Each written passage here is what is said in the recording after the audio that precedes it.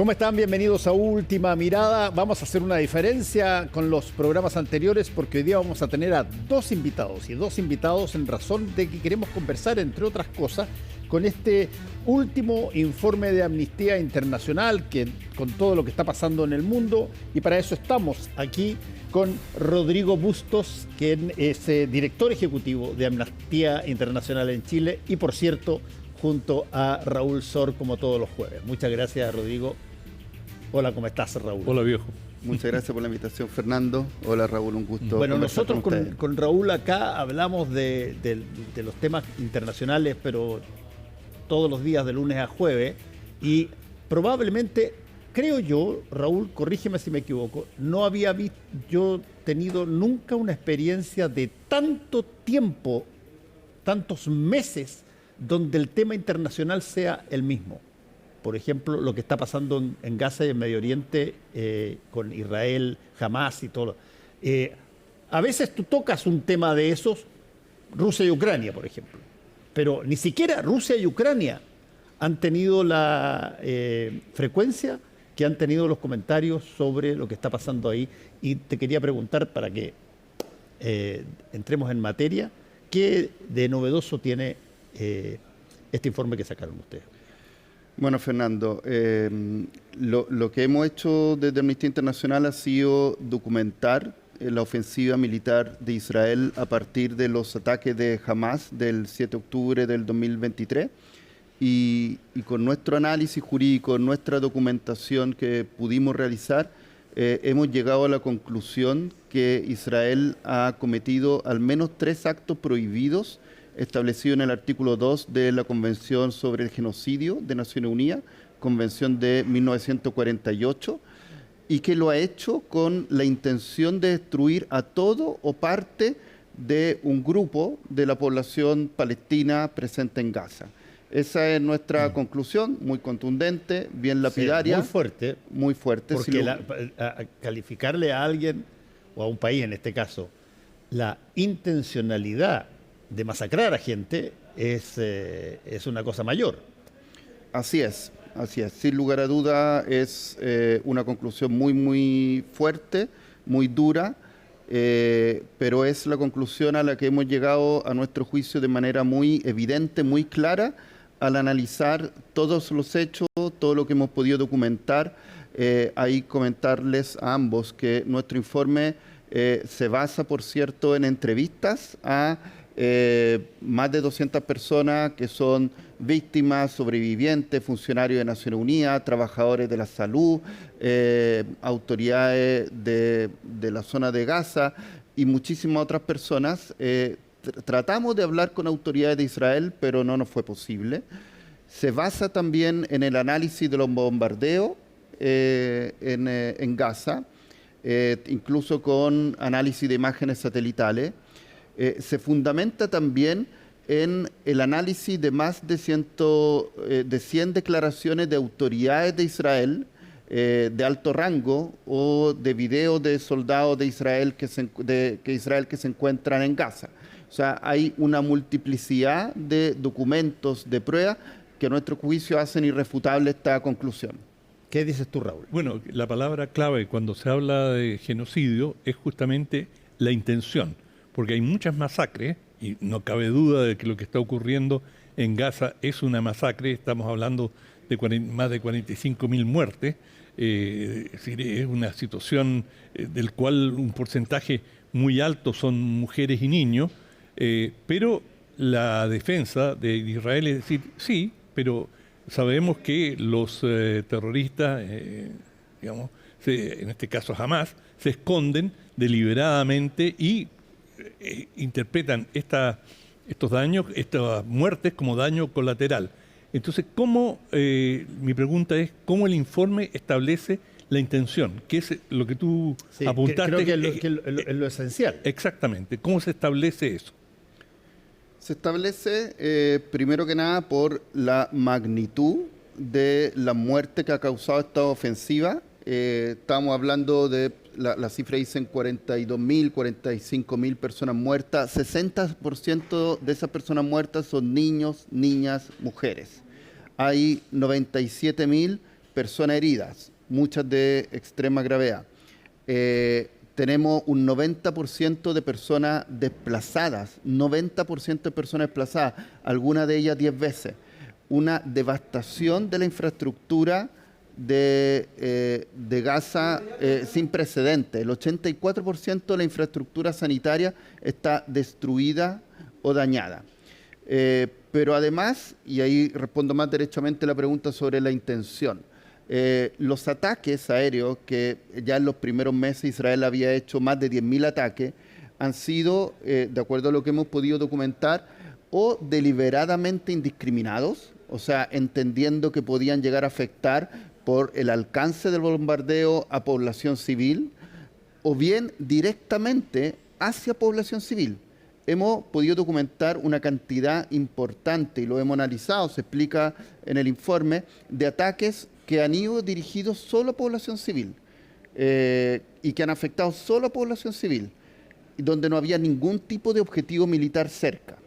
Entonces, eso, a nuestro juicio, ha sido muy claro, muy contundente. Estamos hablando de un Estado con una de las capacidades militares más sofisticadas del mundo, y la verdad es que los efectos para la población civil han sido absolutamente devastadores. Ahora, hemos conversado varias veces de este tema con Raúl.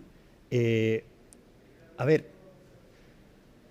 las guerras hoy día, Raúl, no son lo que básicamente uno tiene en forma casi épica de lo que eran las guerras hace los viejos campos de batalla, claro, donde la caballería campos de batalla, de un lado y dos otro. ejércitos, qué sé yo. No, hoy día tienes montones de formas de generar un conflicto bélico, y donde tarde o temprano siempre se mira a quien genera el impacto con el utensilio bélico más devastador. Y por eso es que hay mucho susto, porque hoy día hay muchos países que tienen poder nuclear, por ejemplo.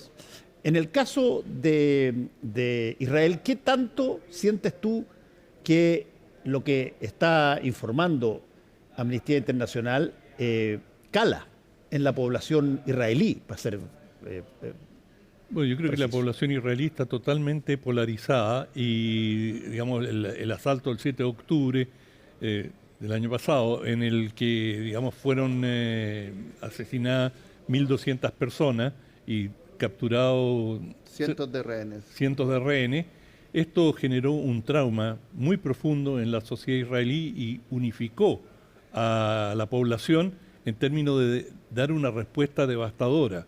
Y esto es llamativo, de que durante todo este periodo, durante toda la guerra, han habido enormes manifestaciones en protesta contra el primer ministro Netanyahu, y sin embargo las protestas antibélicas han sido relativamente pocas, escasas, y esto creo que responde a este trauma que han vivido, especialmente si uno piensa en la cultura judía, judeo-israelí específicamente, que digamos, Israel se crea en gran medida como respuesta al genocidio, al holocausto de la Segunda Guerra Mundial, y que, digamos, el pogrom es una idea muy fuerte que está en el subconsciente judío, por así decirlo, digamos, no soy psiquiatra, pero por dar explícate lo que es el pogrom, porque el pogrom es una, sobre todo en Rusia y en Polonia, era muy común en aldeas, en ciudades, que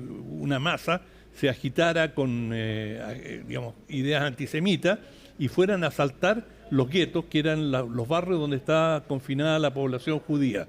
Y uno de los grandes temas del sionismo era crear un Estado en que los judíos ya no iban a ser víctimas, digamos, fáciles de estas pobladas que los atacaban, y ese es el país donde iban a tener la seguridad.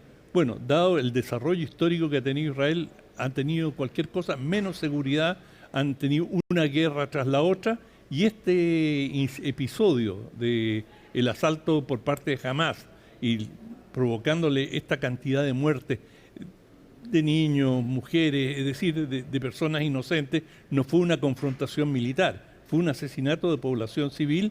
Esto provocó despertó todos los fantasmas, todos los temores que estaban, se creía, por lo menos por la población israelí, superados. Ahora tenemos un Estado, tenemos fronteras seguras, nadie nos va a tocar como lo hicieron en el pasado, donde éramos víctimas de cualquiera que nos quería agredir. Por lo tanto, eso es como una explicación. Ahora, dos males no hacen un bien, eso es claro. Y la respuesta de Israel, esto es lo que estamos viendo, si es un genocidio o no es un genocidio en función de las definiciones, pero, es decir, por lo mínimo, hemos visto una masacre sin precedente en tiempos modernos ejecutada por un ejército que, como tú muy bien señalas, Rodrigo, tiene todas las capacidades tecnológicas para discriminar. Ahora, llevamos mucho tiempo, no estoy hablando de mucho tiempo, los últimos 5 meses o el año, etcétera. El que convivan cerca de un mismo territorio, países que han tenido históricamente una reyerta pero gigantesca, ya sea que se da por razones religiosas o por razones territoriales, etcétera, pero que tú sabes a ciencia cierta si te piden apostar, ¿dónde crees tú que se puede producir el próximo conflicto bélico? Tú probablemente escogerías el Medio Oriente como uno de los primeros, si no el primero, porque ¿cómo se puede vivir eternamente en la antesala o dentro de un conflicto de estas características? Rodrigo.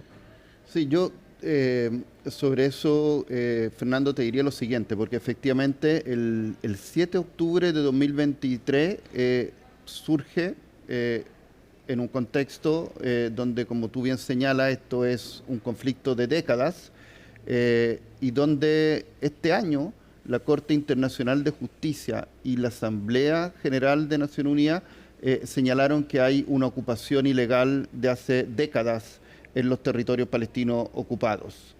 Nuestra organización y varios relatores y relatoras de Naciones Unidas también han hablado de política de apartheid, que mucha gente asocia a lo que fue Sudáfrica por décadas, pero que también hay una segregación racial, una opresión, una dominación contra la población palestina que se encuentra en Jerusalén Este, en Cisjordania, incluso en el Estado de Israel.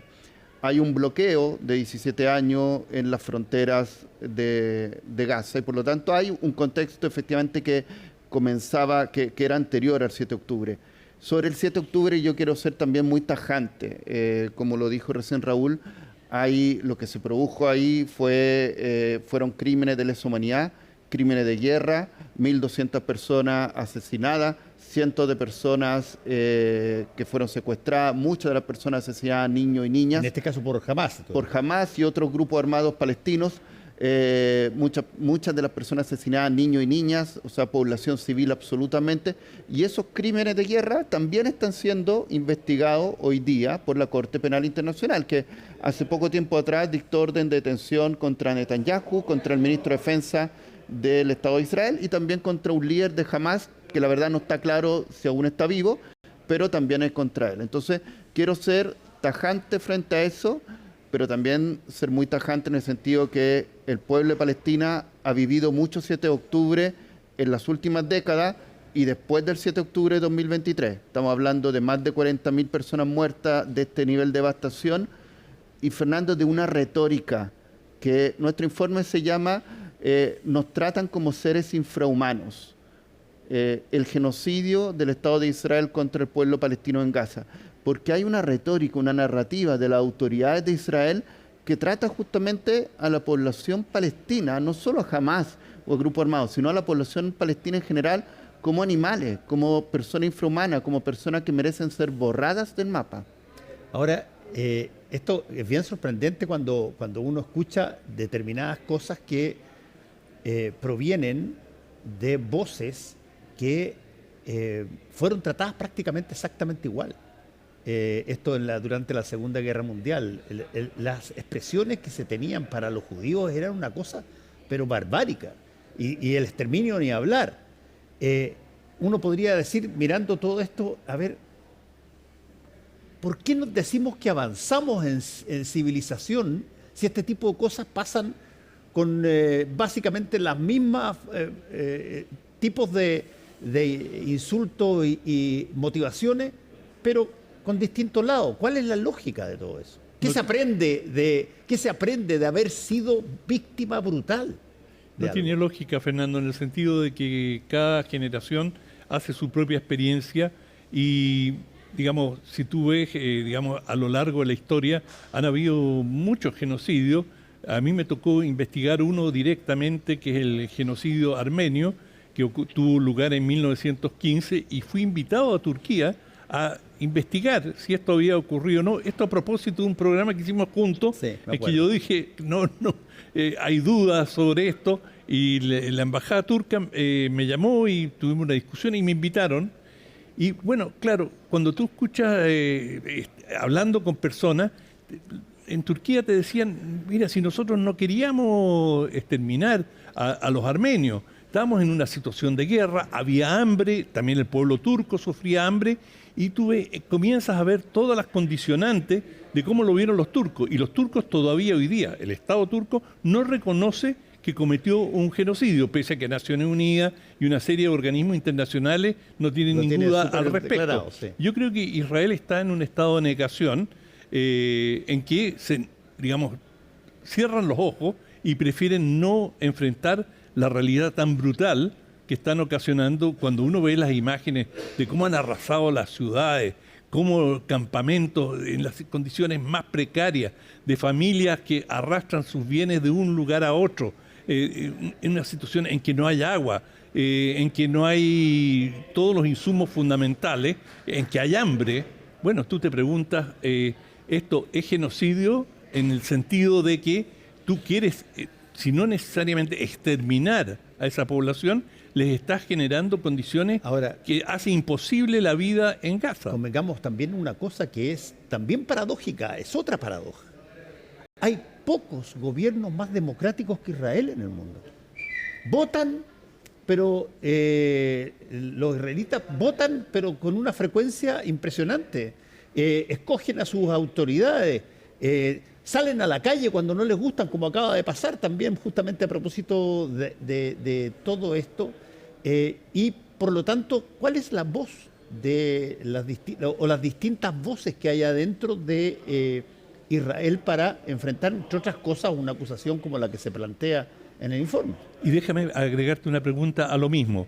¿Por qué el capítulo israelí de Amnistía condena o se separa o no se hace cargo del informe?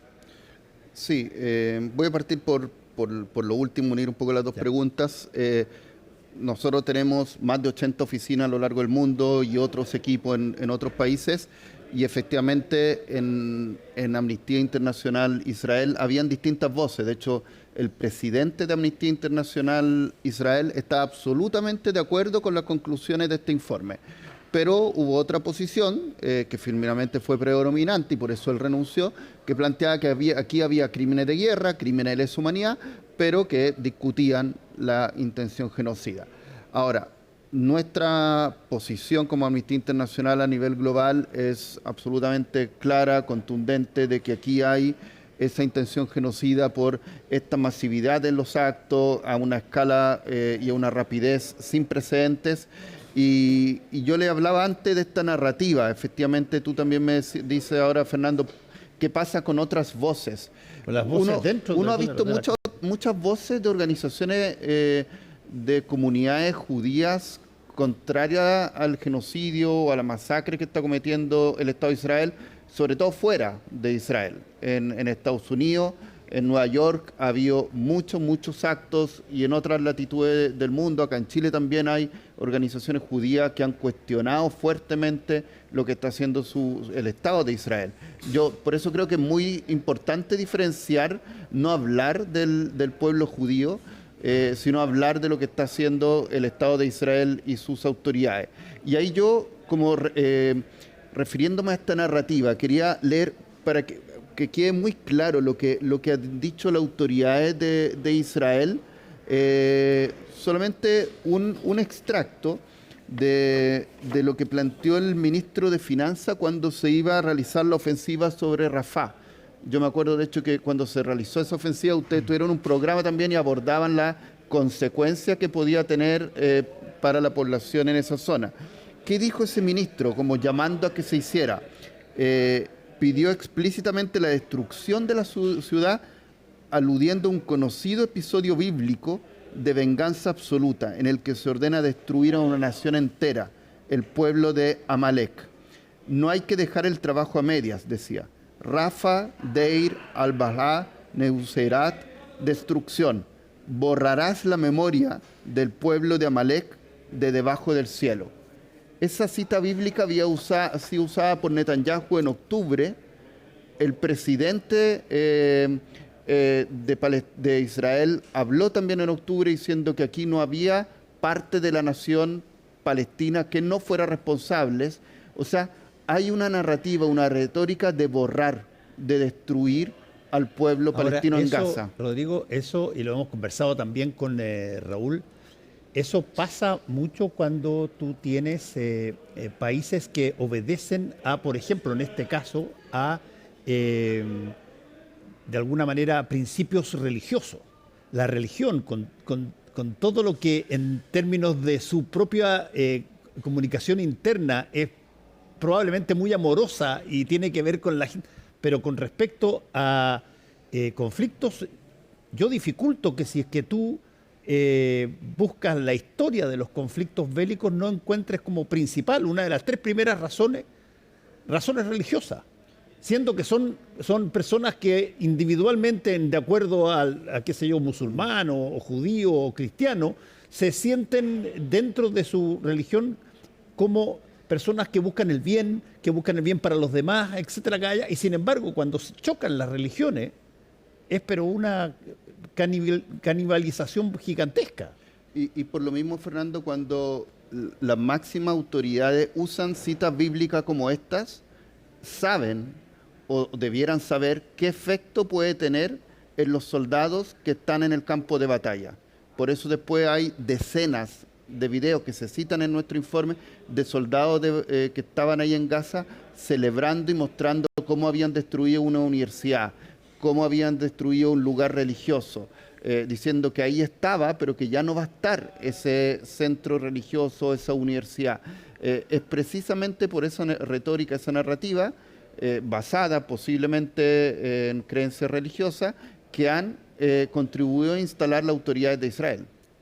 Raúl. Sí, bueno, yo diría que es un conflicto tan complejo en el sentido que es étnico, es religioso, por supuesto, es cultural y, digamos, desde la perspectiva, digamos, político-moderna, es un conflicto anticolonial. Es decir, los palestinos viven en una situación de colonización y especialmente en Gaza, en una situación de dependencia que, digamos, el agua, la electricidad, todo depende casi de que Israel le brinde esos servicios, y si no, como se ha visto durante el conflicto, los ha privado de esos servicios básicos. Y es imposible escapar a la sospecha de que hay una voluntad en un sector importante del gobierno israelí de terminar con Gaza y tratar de expulsar a esa población de allí y recuperar Gaza, pero sin población palestina. Lo que me lleva siempre a la pregunta que termino haciéndote todo el tiempo. Esto, que como lo han descrito, que tiene estas características, funciona dentro de un mundo que pasan dos cosas, para ponerlo en términos coloquiales. Las guerras o la animosidad entre países, sobre todo cuando están motivadas por cosas que tienen que ver con territorio, tienen que ver con religiones, por ejemplo, contagian. Y tú tienes otro fenómeno que no tiene que ver con los actores primordiales en el campo de batalla, sino que quién suministra, quién mantiene, quién apoya, quién vende. Así es. Y eso funciona para todas las partes. Fíjate, perdona, hay una cosa hay un dicho en periodismo que es bastante recurrente: una noticia mata a la otra. Claro. Entonces, bueno, ¿cuál es la noticia que está matando el tema palestino, que es tan álgido? Es Siria. Y hoy día todos los ojos se vuelven a Siria. ¿Qué está pasando en Siria? Y allí hay un tremendo signo de interrogación sobre lo que va a ocurrir, de lo cual podremos hablar en otra oportunidad. Pero el Medio Oriente está viviendo un terremoto de proporciones mayores, además de la guerra que se vivió en Líbano, en el sur de Líbano, de manera que para los palestinos hay una situación de incertidumbre absoluta. Así es, así es. Y bueno, nuestros llamados, porque nuestro informe, por supuesto, no son para fines meramente académicos, sino que buscamos incidir en que cambien las cosas, en que se respete el derecho internacional humanitario, el derecho internacional de los derechos humanos. ¿Cuál es la viabilidad de que eso pase? Es muy complejo, Fernando, pero igualmente nos toca hacer recomendaciones y buscar que se cumplan. Y además de recomendación al Estado de Israel de que haya un cese al fuego, también tenemos recomendaciones a otros estados. Como tú bien lo has dicho, por ejemplo, en este caso, quienes están proveyendo de armas a Israel en gran parte son Estados Unidos, Alemania y otros países europeos. Entonces hemos instado a que terminen esas transferencias de armas, a que también el Consejo de Seguridad de Naciones Unidas congele los activos de las autoridades de Israel que puedan estar involucradas en estos actos genocidas, y en general que se contribuya a las investigaciones que hoy día están llevando a cabo algunos tribunales internacionales, porque esta masacre, a nuestro juicio un genocidio, la verdad que ha continuado y el sistema internacional no ha sido capaz de frenarlo.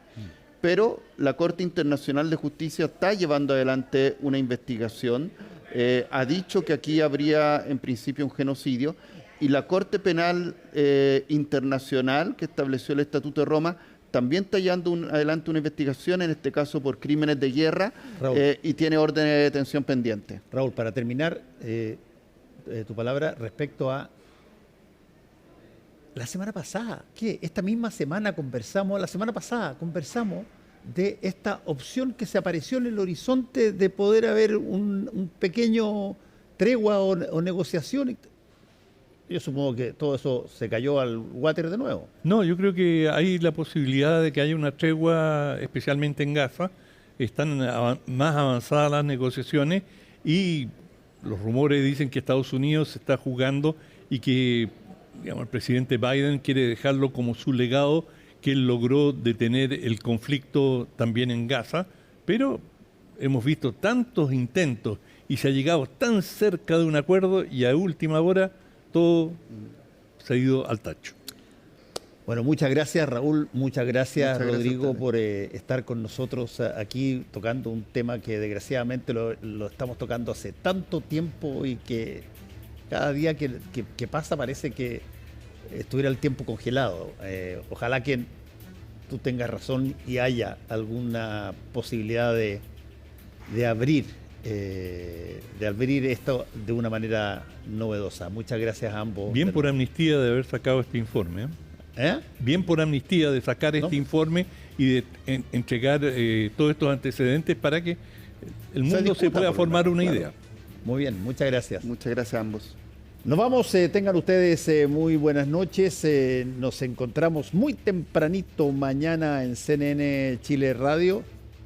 Y el próximo lunes vuelve entonces Tolerancia Cero. Hasta luego.